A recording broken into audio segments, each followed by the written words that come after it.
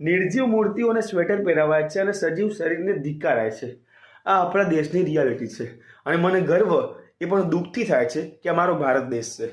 900 વર્ષની ગુલામી સહન કર્યા છતાં પણ બુદ્ધિનો છાંટો નથી આવ્યો લોકોમાં.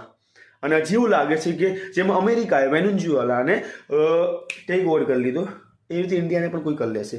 ઉપર મહાશક્તિ બેઠી છે ચાઇના.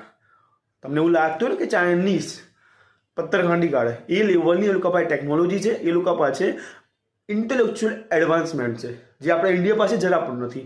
આપણે એને પૂજીએ છીએ જે અસ્તિત્વમાં નથી અને એને ધિક્કારીએ છીએ જેને પાવરફુલ બનાવી શકાય છે. અને તકલીફ દુઃખ એના કારણે જ થાય છે. જાઓ ઇતિહાસ વાંચીને આવો, મુગલ્સનો અંગ્રેજોનો શું લેવલની પીડા આપી હતી આપણા ઇન્ડિયન્સને અને છતાં પણ તમે એ જ મૂર્ખાઈ કરો છો જે ત્યારે થઈ રહી હતી. ફૂલ લક્ષણ દેખાય છે તમારા ગુલામ બનવાના અને તમે લાયક છો ગુલામ બનવા માટે. અને બોલીશ ત્યારે ખોટું લાગશે, ત્યારે બળતરા થશે, ત્યારે દુશ્મનાવટ કરશો, પરંતુ સાચું હંમેશા કડવું હોય છે અને બોલતા મને જરા પણ નથી લાગતું. કારણ કે આ દેશ મારા ભારતની છે આ વાત અને હવે ગુલામી સહન ના થાય. તો પણ છતાં હજી ગુલામ છે લોકો, મેન્ટલી ગુલામ છે અને એ ગુલામી તોડવા માટે હું વર્ક કરી રહ્યો છું. સુધરો અને સમજો શું ચાલી રહ્યું છે.